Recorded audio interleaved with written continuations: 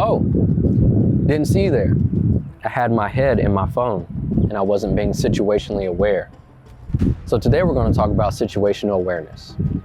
All right, so the main thing that you want to understand is half the battle is just being aware of your surroundings. Half the battle of staying out of BS is just keeping your head up and looking around. Now, this also doesn't have to do with you looking in your phone. This also has to do with you having headphones. I live downtown, I see it all the time. Somebody's jogging, they have headphones on, they're listening to Miley Cyrus, Taylor Swift, or whatever. In order to hear that though, you gotta turn up the volume just loud enough for you to be able to hear it. But in order for you to be able to hear it, you can't hear anything else. You can't hear somebody walking up to you. So, part of being situationally aware is keeping your head up. Tell me what looks more like food, what looks more like a lick, what looks like somebody who's easy to take advantage of. This or this.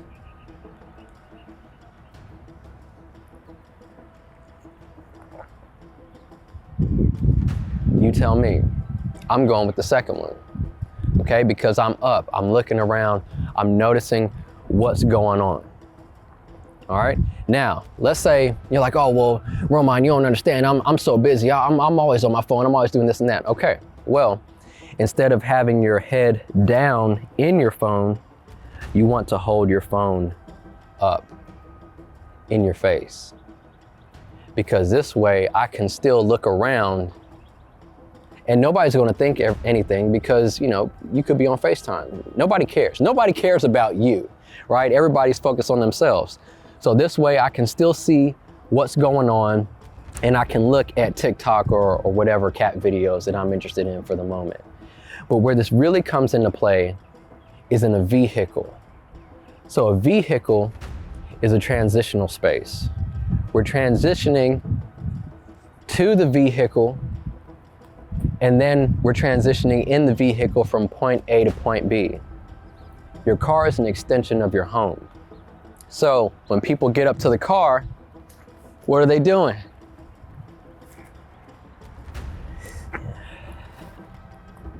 Heads down the whole time because it's like they're coming home in a sense. So they're not looking.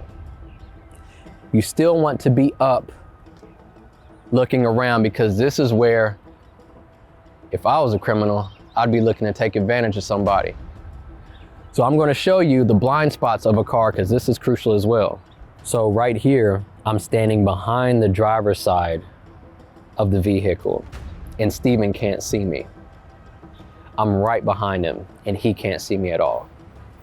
Now right here, I'm directly behind the passenger side of the vehicle and Steven still can't see me. I'm right on top of the car, ready to break in, ready to do whatever, but I'm in his blind spot. You have less visibility in the car, so you never want to sit in the car and just hang out. Stay situationally aware in the daytime, but it's especially important at night. So, we're gonna switch it up a little bit. Steven, who's behind the camera, is going to sit in the driver's seat, and I'm going to simulate various ways that I could rob Steven for his car while he's not being situationally aware at night. So let's do it.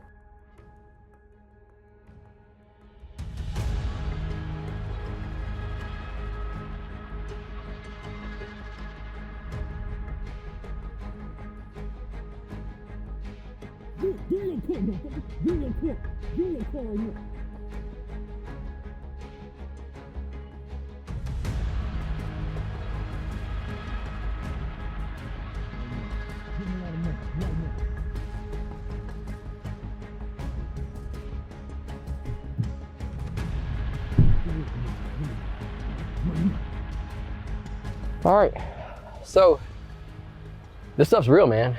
This stuff really happens. 3 guys tried to rob me, let's see, what, 2024, 2 years ago. in September. 3 guys tried to rob me.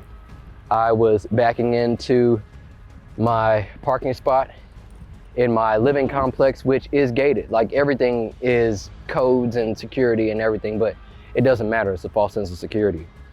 So I'm backing in to my parking spot, and I didn't hang around and sit on my phone. I never do, especially at night. So as soon as I back in, I get out the car, start walking. As I'm walking, I feel like something's off. I turn and look. There are 3 guys. They got hoodies like this with the pocket, mask on, hood up, and they're about 20 yards away when I initially noticed them. They were moving towards me. I knew they weren't coming to read me the Word of God. So I had my SIG P365 in my waistband in my holster.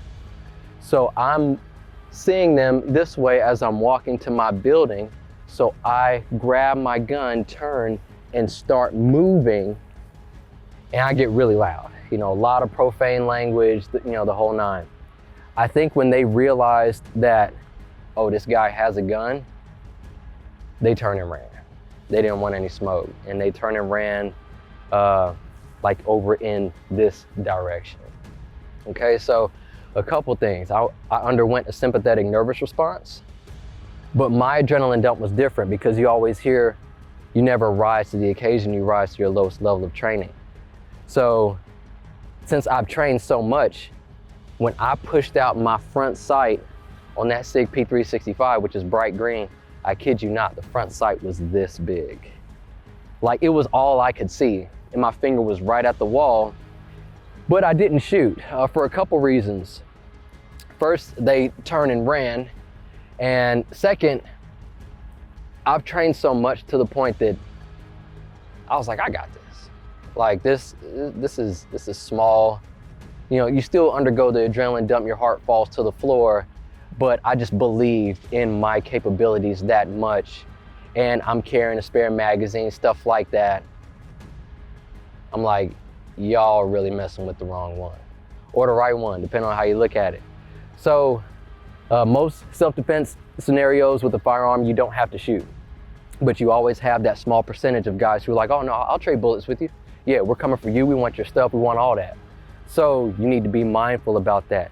Don't sit in the car at night.